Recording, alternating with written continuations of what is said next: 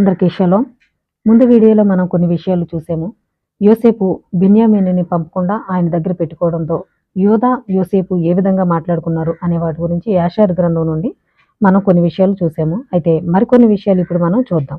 అయితే ఇలాంటి విషయాలు మీరు తెలుసుకోవాలనుకుంటే నా ఛానల్ని సబ్స్క్రైబ్ చేయండి. యోసేపు అతని అన్నలు మాట్లాడిన మాటలు విని వారు ఐగుప్తుని నాశనము చేయదని భయపడి తన కుమారుడైన మనష్షేకిట్లు ఆజ్ఞాపించి చెప్పెను. నీవు త్వరపడి వెళ్ళి ఐగుప్తు నివాసులందరినీ వారిలో శౌర్యము గలవారితో సహా నా ముందుకు రమ్మని చెప్పుము.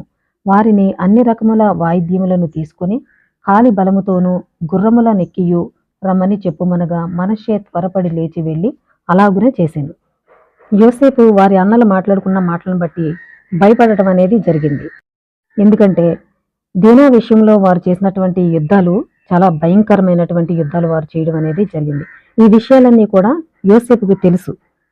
వాళ్ళ అన్నలు ఎంత బలవంతులో అన్న విషయం యోసేపుకు తెలుసు కాబట్టి ఆయన భయపడడం అనేది జరిగింది. కాబట్టి మనష్షేతో చెప్పి ఆయన పంపించడం అనేది జరిగింది. వాయిద్యములు వాయించే వారిని బలవంతులందరినీ కూడా తీసుకుని రమ్మని చెప్పడం అనేది జరిగింది. నఫ్తాలి తనకు యెహూదా ఆజ్ఞాపించినట్లు వడివేగముగా పోవు ఒక మగ జింకవలే వేగముగా పోయెను. నఫ్తాలి చాలా వేగంగా పరిగెట్టేటువంటి వ్యక్తి. అతడు పోయి ఐగుప్తులో వీధులన్నిటినీ లెక్కపెట్టి వాటిని 12 ఉన్నట్లు గమనించి త్వరపడి వచ్చి యెహూదాకు చెప్పెను. యెహూదా తన సహోదరులతో, మీరు త్వరపడి లేచి ప్రతి ఒక్కరూ తన నడుము బిగించి కత్తి దూసి ఐగుప్తు వారిపై పడుదుము, వారిలో ఒక్కరు మిగలకుండా కొట్టివేయుదుము అని చెప్పెను.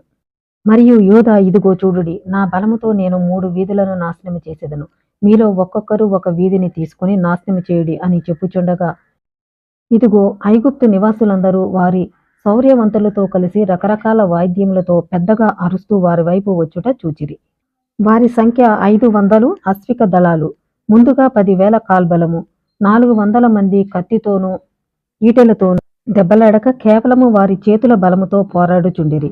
శక్తివంతులైన వారందరూ పెద్దగా అరుస్తూ ఉగ్రముగా లేస్తూ వచ్చి యాకోబు కుమారులను చుట్టుముట్టిరి, వారిని భయపెట్టిరి.